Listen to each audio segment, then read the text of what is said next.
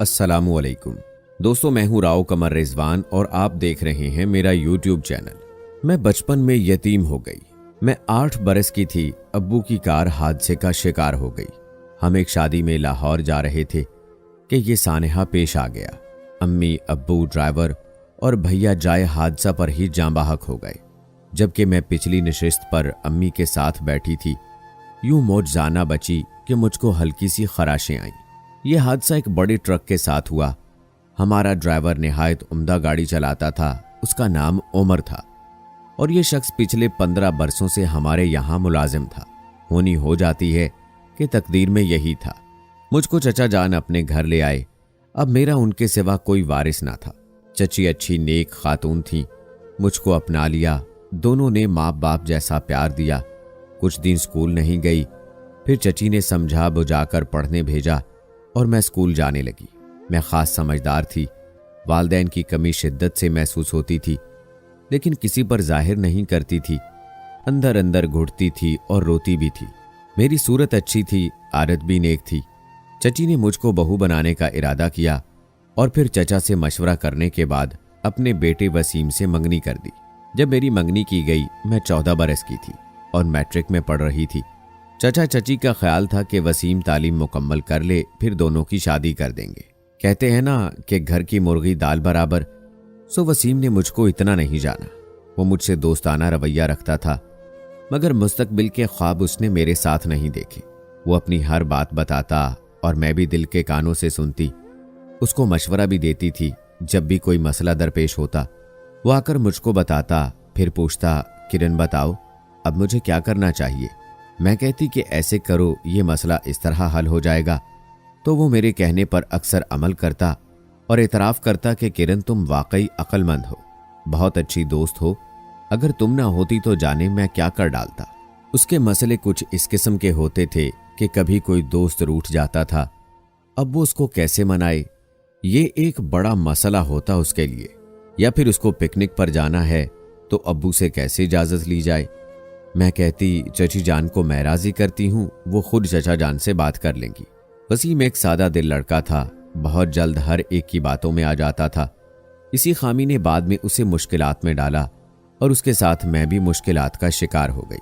हमारी मुश्किलात का आगाज उस वक्त हुआ जब हमारे साथ वाले घर में नए लोग आए। ये मकान चचा जान का था, बल्कि हकीकत क्यों ना बता दूं कि वालिद साहब का था। उनकी वफात के बाद मेरे चचा की दस्तरस में आ गया। कुछ अरसा ताला पड़ा रहा। चचा ने सोचा बंद पड़े रहने से इमारत खराब हो जाती है, क्यों ना इसको किराए पर उठा दिया जाए। उन्होंने सामान को अपने घर शिफ्ट कर दिया और मकान किराए पर उठा दिया। ये चूंकि हमारे किराएदार थे, लिहाजा पहले रोज खाना चची जान ने भिजवा दिया था कि घर की सेटिंग वगैरह कर लें। अगले दिन आंटी बहार और उनकी बेटी तारा मिलने आए। उस वक्त वसीम घर पर नहीं था। आंटी खुशदिली से मिली और तारा मुझसे घुल मिल गई। ये गर्मियों के दिन थे। रात को सलीम छत पर सोता था। उस रोज भी वो रात को छत पर सोने चला गया और सुबह सवेरे जब बेदार हुआ तो उसने ऊपर से झांका। साथ वाले घर के सेहन में उसे तारा नजर आई और वो उसको देखता रह गया। इतने में तारा ने भी उसे देखा और उसकी महवियत पर खिलखिलाकर हंस दी। तारा का हंसना गजब हो गया। वसीम की तो बाछें खिल गईं। वो दौड़ता हुआ नीचे आया। मैं चाय बनाने किचन की तरफ जा रही थी कि चचा जान सुबह सवेरे सबसे पहले एक कप चाय तलब करते थे। खुदा खैर करे, वसीम क्यों आज सुबह तड़के खुश खुश इधर को भागा आ रहा है, कोई मसला है। अभी ये सोचा ही था कि वो आते ही किचन में पड़ी कुर्सी पर धड़ाम से गिरा। क्या हुआ, मैंने हैरत से पूछा। किरण जी क्या बताऊं क्या नहीं हुआ। वो जो साथ वाले घर में लोग आए हैं, तुम जानती हो। हाँ जानती हूं कि लोग आए हैं। तो कैसे हैं वो? अच्छे हैं। क्यों, तुम्हें इतनी कुरेद क्यों है उनके बारे में? उनकी लड़की है, वो सेहन में खड़ी थी। मैंने वैसे ही झांका, मुझे खबर थी कि मकान किराए पर उठ गया है। अच्छा फिर? चाय की केतली उतारते हुए मैंने पूछा। ये कि वो मुझे देखकर हंसने लगी। किरण वो क्यों मुझे देखकर? इसलिए उसे तुम्हारे सर पर सींग नजर आ रहे होंगे। वसीम ने अपने सर पर हाथ फेरा। क्या सुबह सुबह सर पर सींग आ जाते हैं? फिर खुद ही अपनी हमाकत पर हंसने लगा। किरण क्यों मजाक करती हो सुबह सुबह, और तुम भी तो आ गए हो फजूल सा मसला लेकर सुबह सुबह। इसके बाद हम दोनों की हंसी छूट गई। खूब हंसते रहे। बात मामूली सी थी, आई गई हो गई। बात लेकिन मामूली नहीं थी, क्योंकि कुछ दिन बाद ही वसीम की मुलाकात तारा से हो गई। वो उसे घर के दरवाजे पर खड़ी मिली। वसीम ने सलाम किया, उसने जवाब दिया। फिर दोनों में बातचीत हो गई और वसीम साहब फूले नहीं समाये, दौड़े हुए मेरी जानिब आए। किरण किरण आवाजें लगाने लगा। कहाँ हो? फिर वो मेरे कमरे में आ गया। सुनो किरण, वो साथ वाली है ना, वो वसीम हकलाने लगा। अरे वही ना, तारा। हाँ हाँ, तारा ही नाम है ना। तुम्हें कैसी लगती है? क्या मतलब, शक्लाना या आदतन? मैंने उल्टा सवाल कर दिया। अरे भाई, आदत का किसी को क्या पता, मैं तो शक्लो सूरत से पूछ रहा हूं। शक्लो सूरत तो कुछ ज्यादा ही अच्छी है। क्यों दोस्त, दोस्ती का इरादा है? इस पर वो थोड़ा सा झींप गया। भाई तुम कर लो ना दोस्ती उससे, मेरी दोस्ती तो हो चुकी है, अब कितनी और दोस्ती करूं? तुम अपनी बात करो। किरण, तुम्हारी मेरी दोस्ती है ना, तो तुम ही मेरी तारा से दोस्ती करवा दो। इस फरमाइश पर मेरा मुंह खुला का खुला रह गया। तो क्या ये भूल गया है कि मैं उसकी मंगेतर भी हूं? और क्या कोई लड़का अपनी मंगेतर से ऐसी बात कहता होगा? दिल के अंदर ही इस सवाल को दबाकर मैंने बज़ाहिर वसीम के शौक में दिलचस्पी ली और कहा, कब कराऊं दोस्ती? बहुत जल्द, वो बोला। मेरा दिल बड़ा बेचैन है। अच्छा ठीक है, अब जब वो आएगी तो बात कराऊंगी। मैंने टाला, क्योंकि उसी वक्त चचा जान को चाय भी देनी थी।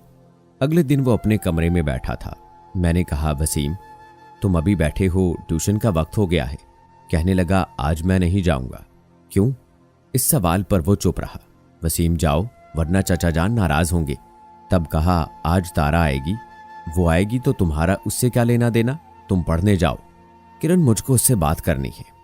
कल वो जा रही थी गली में, तो मैंने नजदीक जाकर कहा, कल शाम को आना, किरण बुला रही है। वो बोली, अच्छा आ जाऊंगी। अब मैं उसका इंतजार कर रहा हूं। हैरत है वसीम, तुम ऐसे तो नहीं थे, तुम्हें क्या हो गया है? आखिर चलो उठ जाओ, देखो तुम्हारे इम्तिहान नजदीक हैं। ऐसे रोज रोज नागे मत किया करो। मैंने उसको समझाया कि ऐसे चक्रों में नहीं पड़ते, इससे मुस्तकबिल खराब हो जाता है। मगर वो कब मेरी सुनने वाला था? उसके सर में तो सौदा समा चुका था। समझ रही थी लड़के ऐसे ही शोखियां करते हैं, नहीं जानती थी कि वो वाकई तारा के बारे में संजीदा है और मर्ज़े इश्क का हमला उस पर हो चुका है। उसी शाम तारा आ गई। वो सीधी मेरी जानिब आई और बातें करने लगी, मगर बार बार उसकी निगाहें इधर उधर भटक रही थीं। वो वसीम को तलाश कर रही थी। तारा की आवाज सुनी तो थोड़ी देर बाद वो कमरे से बाहर आ गया।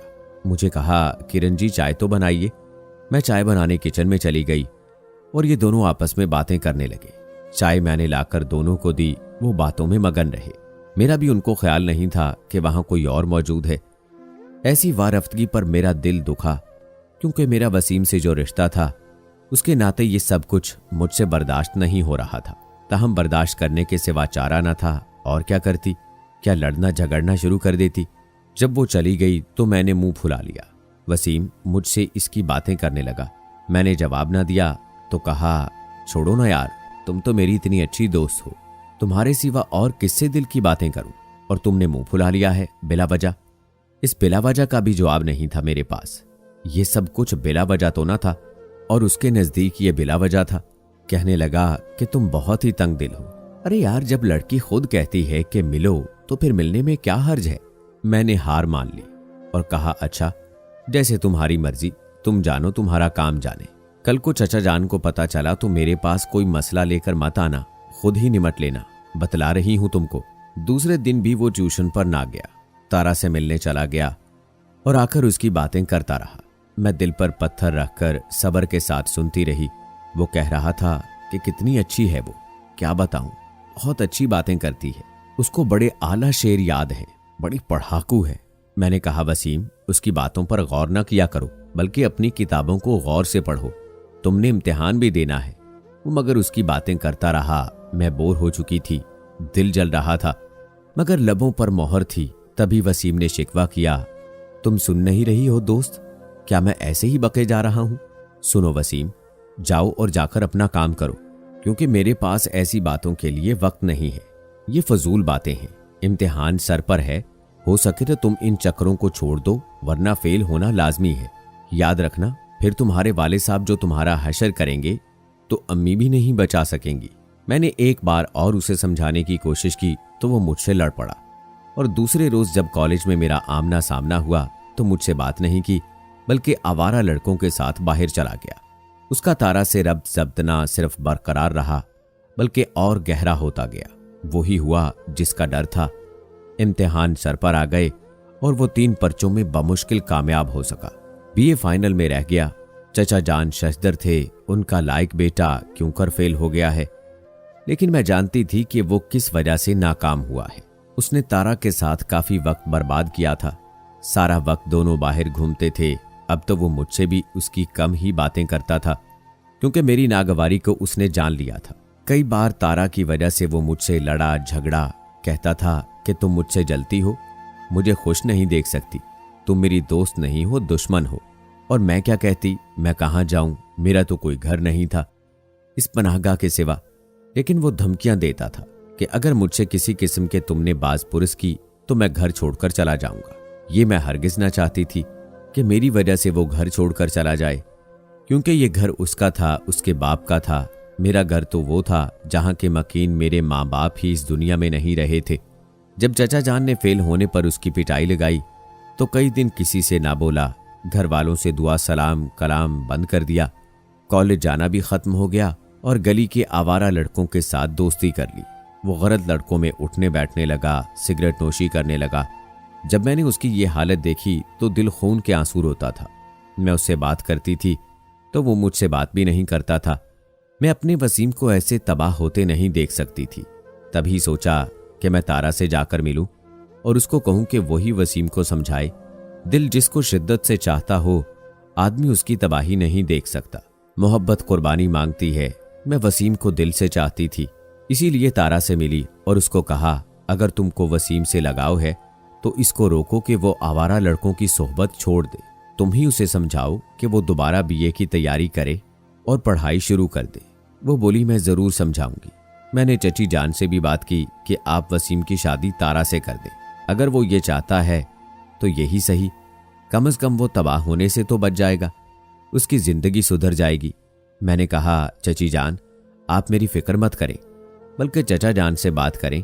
अगर वो किसी की बात नहीं सुनते, उनको मेरी फिक्र है, तो मैं खुद उनसे बात कर लूंगी। लेकिन मैं वसीम को बर्बाद होते नहीं देख सकती। मैं खुद हालात को देख लूंगी, तुम परेशान मत हो। चची जान ने यह कहकर मुझे चुप करा दिया। ये बड़े अजियत भरे दिन थे। जिस लड़के के साथ बड़ों ने मेरी तकदीर वाबस्ता कर दी थी, वो अपने हवासों में नहीं रहा था। वो किसी और लड़की के ख्यालों में गिरफ्तार, अपना और मेरी जिंदगी के जाए होने का सबब बन रहा था। खुदा से दुआ करती थी, ऐ मालिक तू ही इस मुश्किल वक्त का कोई अच्छा हल निकाल दे। अब वसीम को बचाना और काबू करना मेरे बस की बात नहीं थी। मैं सिर्फ उसके सुधरने की दुआ कर सकती थी। ऐ काश कोई मौजज़ा हो जाए और उसका दिल तारा से फिर जाए। एक दिन मैं मुलाजमा के साथ किसी काम से मार्केट गई तो वापसी पर मेरी नजर तारा पर पड़ गई, जो किसी लड़के के साथ एक कॉर्नर पर आइसक्रीम खा रही थी। दोनों बहुत करीब खड़े थे, जिससे उनका ताल्लुक वाज़े नजर आ रहा था। इत्तफाक से मैंने उस लड़के को पहचान लिया। ये वसीम के एक दोस्त इशफाक का दोस्त था और एक आध बार हमारे घर आया था। उसका नाम मुज्तबा था। मैं सामने चली गई और सलाम किया। उसने जवाब दिया और वसीम का पूछा कि क्या हाल है। मैंने बताया ठीक है। ऐसा इसलिए किया कि तारा को याद रहे मैंने उसे किसी और लड़के के साथ देख लिया है। तारा की तरफ देखा, उसका रंग उड़ चुका था। तभी कहा, तारा क्या बात है, तुम्हारा रंग क्यों उड़ गया है? कहीं तुम्हारा पर्स तो नहीं खो गया? नहीं तो, उसने घबरा कर कहा। मुज्तबा बोला कि इसको पर्स की क्या परवाह, मेरा बटवा तो है भाई। हमारे साथ जो लड़की रहेगी वो ऐसे ही मौज करेगी। मैंने हंसकर तारा का तारुफ कराया। मुज्तबा भाई ये मेरी फ्रेंड है, मेरा इसके साथ मजाक चलता है। घर आकर मैंने काफी सोचा कि वसीम को कैसे बताऊं और क्या कहूं। क्या बताना लाजमी था, वरना वो धोखे में रहता। अपनी जिंदगी और मुस्तकबिल तो दाव पर लगा ही चुका था। मेरी खुशियां भी बर्बाद हो रही थी। जब वसीम आया वो सीधा मेरे पास आया और बोला कि आज एक जरूरी मसले पर तुमसे बात करनी है। उम्मीद है तुम पहले की तरह फराख दिली से साथ दोगी। किरण तुम बुरा तो ना मान जाओगी, क्योंकि सुना है मेरी तुम्हारी मंगनी बचपन में हुई थी। लेकिन मंगनियां तो होती रहती हैं। दरअसल बचपन के ये रिश्ते बुजुर्गों की जल्दबाजी के नतीजे में होते हैं। जरूरी तो नहीं कि हम भी उनको मान लें। तुम कहना क्या चाहते हो, साफ बात करो। साफ बात यह है कि किरण मैं तारा से बहुत प्यार करने लगा हूं और वो, मैंने बीच में से बात टोक दी और वो मेरे बगैर जिंदा नहीं रह सकती। लेकिन मसला ये है कि हम दोनों की शादी कैसे हो। मैं अम्मी अब्बू को कैसे मनाऊं? वो तो नहीं मानेंगे। अगर ना माने तब? मैं सवाल पर सवाल किए जा रही थी। तब मैं ये घर छोड़कर चला जाऊंगा और फिर लौटकर कभी नहीं आऊंगा, या उसके साथ कोर्ट मैरिज कर लूंगा। वो सख्त जज्बाती हो रहा था। तभी मैंने निहायत तहम्मुल से कहा, वसीम सुनो, मेरी तुम्हारी मंगनी बचपन में हुई थी, तो उसकी तुम फिक्र ना करो।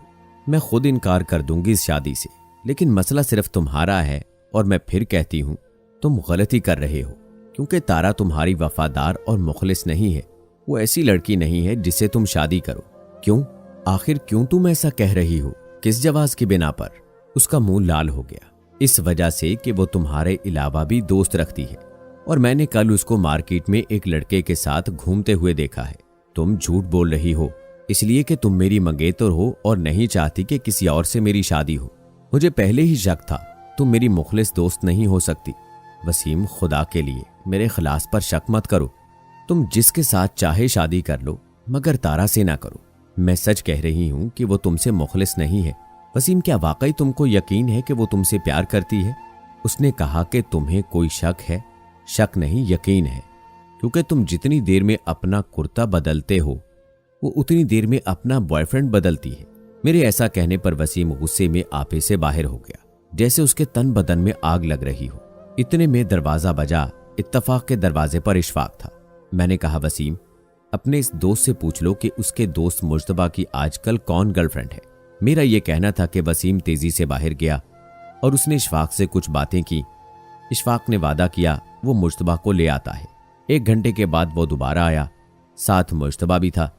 तीनों बैठक में बैठ गए।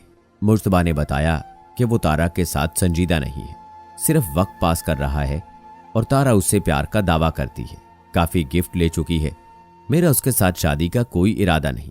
अगर तुम्हारा इरादा है तो कर लो, मुझको कोई एतराज नहीं है। तुम तो मेरे दोस्त हो, इसलिए कहो तो उसके खतूत और तस्वीरें दिखा दूं। मेरी बातों पर वसीम को यकीन ना आया था, मगर मुज्तबा की बातों पर यकीन आ गया और फिर उसका दिल तारा से पलट गया। ताल्लुक तोड़ने से पहले वो तारा से मिला था। उससे पूछा कि तुम जिस लड़के के साथ मार्केट में घूम रही थी वो कौन था? बोली, कोई भी नहीं, मैं तो कल मार्केट गई ही नहीं। तुमसे किसी ने झूठ कहा है।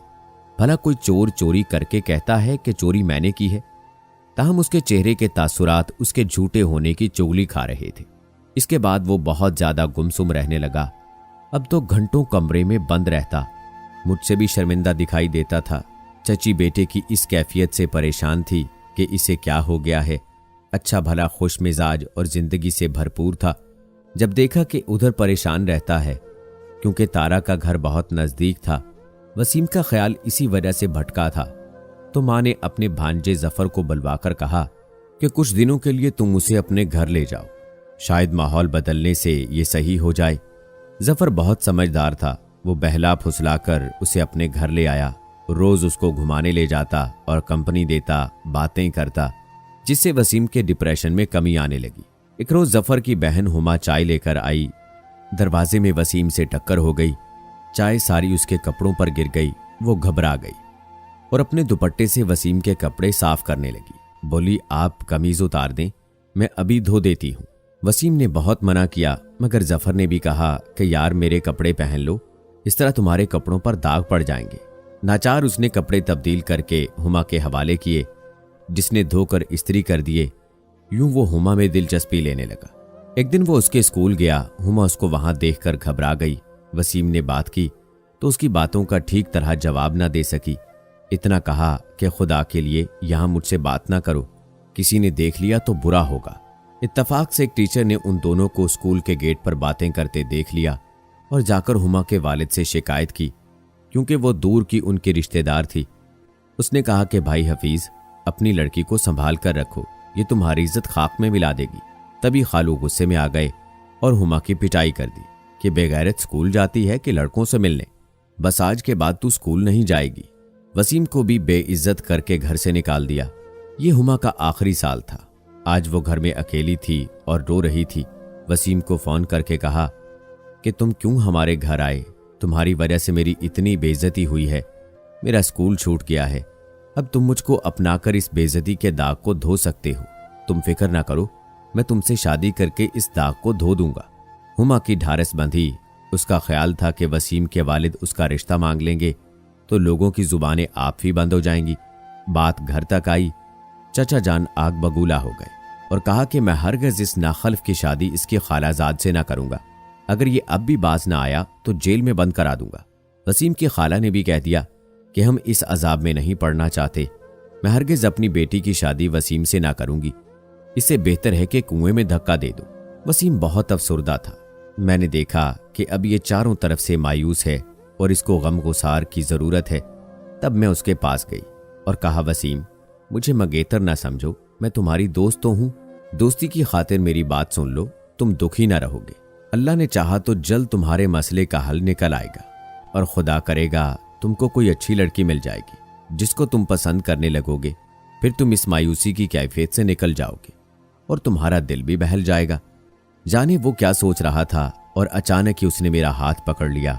कहने लगा, वो लड़की अब तुम ही हो और मैं तुम्हारे सिवा किसी और से शादी ना करूंगा। मैंने समझ लिया है कि लड़कियां मतलबी होती हैं या बेवकूफ, मगर तुम जैसी सब्र वाली समझदार मुखलिस जीवन साथी भला कहां मुझे मिलेगी।